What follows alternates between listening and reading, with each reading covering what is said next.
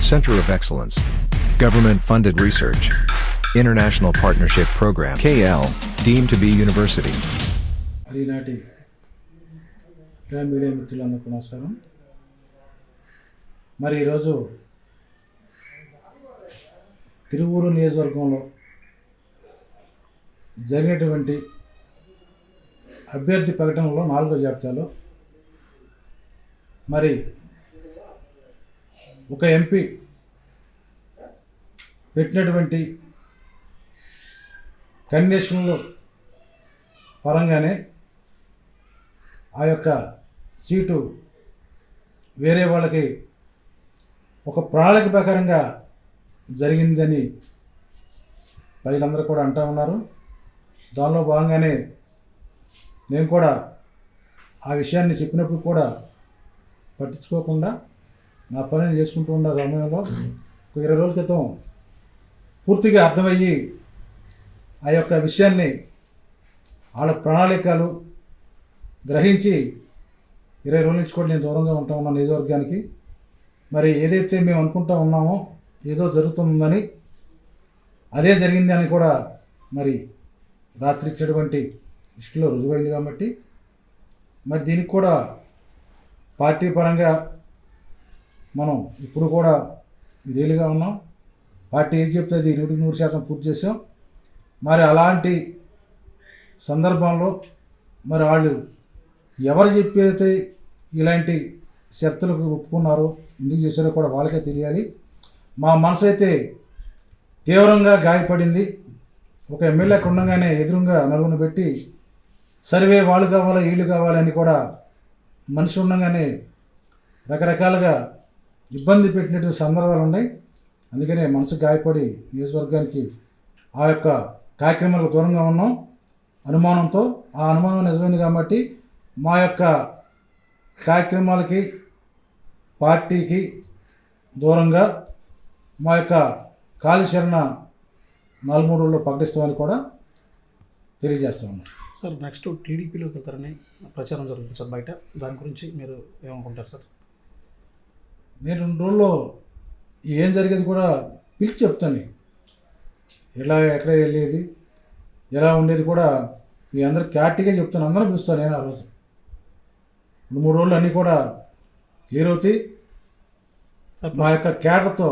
ఎందుకంటే నేను ఒక్కడే కాదు కదా, మా ఎవరైతే ఉన్నారో మా క్యాడర్తో కూడా సంప్రదించి ఒక నిర్ణయం తీసుకుని వాళ్ళ నిర్ణయానికి అనుకూలంగా నా నిర్ణయం తెలియజేస్తానని కూడా మీ ద్వారా తెలియజేస్తాను. సార్ మీ ప్రస్థానం ఇక్కడి నుంచి మొదలైంది.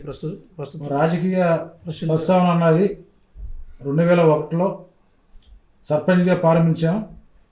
అప్పట్లో టీడీపీ ప్రభుత్వం ఉంది.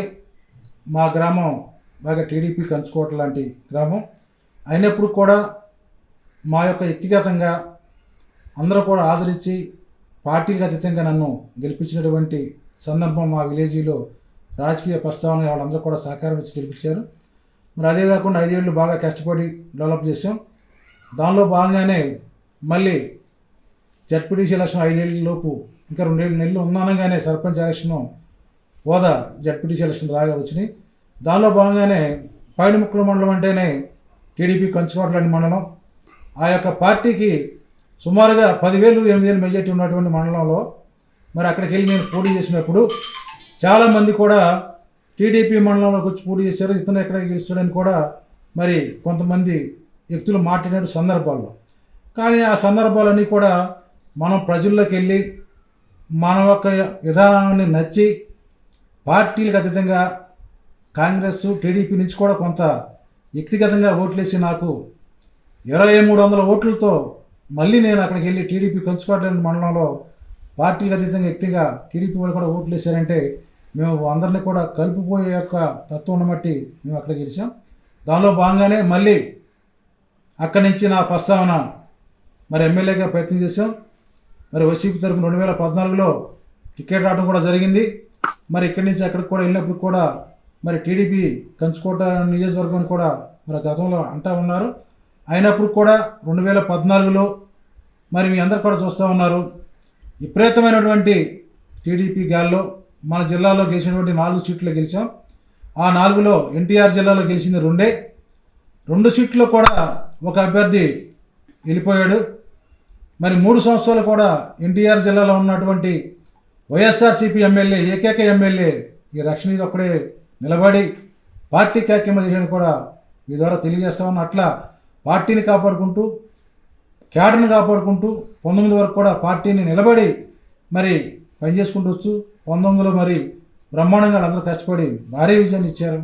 19 నుంచి కూడా మళ్ళీ స్థానిక ఎలక్షన్లో, మొన్న జరిగినటువంటి ఎలక్షన్లో మున్సిపాలిటీ కానీ, మండల పరిషత్ కానీ, సర్పంచులన్నింటిలో కూడా పూర్తిగా మరి అధిష్టానం ఏమి యొక్క పైనుంచి సపోర్ట్ లేకపోయినా మరి ఒక ఎమ్మెల్యేగా ఏం కావాలో మేము నిలబెట్టిన అభ్యర్థులకి వాళ్ళందరూ కూడా గెలిపిస్తాకి నా వంతు నేను ప్రయత్నం చేసి మరి అన్నీ కూడా గెలిపించడం కూడా జరిగింది. మరి అలాంటి పరిస్థితుల్లో పార్టీ అధినాయకత్వం ఒక 6 నెలల నుంచి కూడా మరి ఏం జరిగిందో ఏంటో కూడా తేడాగా మరి ఒక ప్రణాళిక ప్రకారంగా కూడా నడుస్తుందని అనుమానం వచ్చింది. అప్పటి నుంచి కూడా మరి కెరటాలుగా ఆగుతూ లెగుతూ వస్తూ ఉన్నాయి. మరి అది మొన్న స్వయంగా మీరే చూశారు. ఇట్లా జాయిన్ అవ్వటం, అట్లా ప్రకటించడం అంటే ఒక ప్రణాళిక ప్రకారంగా జరిగినటువంటి మరి ఆలోచన కూడా మేము అర్థం చేసుకుంటూ ప్రజలందరూ కూడా తెలిసిపోతూ ఉంటుంది. ఎందుకంటే ఎందుకు ఇచ్చారు, ఎందుకు జాయిన్ అయ్యారు, వెంటనే ఆయన పెట్టిన చరిత్ర ఏంటి, దానికి తలొంగి మరి జరిగిందని కూడా అధిష్టానం నిర్ణయాన్ని కూడా మరి వాళ్ళు తలొంగి ఇచ్చారని కూడా భావిస్తూ మనస్తాపం చెంది మా యొక్క పార్టీకి, నియోజకవర్గానికి 20 రోజుల నుంచి దూరంగా ఉన్నాం.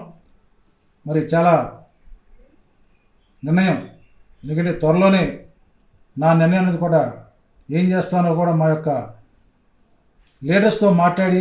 మరిన్ని వీడియోస్ కోసం ఛానల్ ని సబ్స్క్రైబ్ చేయండి. లేటెస్ట్ అప్డేట్స్ కోసం వాట్సాప్ ఛానల్ ని ఫాలో చేయండి. అండ్ లింక్ డిస్క్రిప్షన్ లో ఉంది.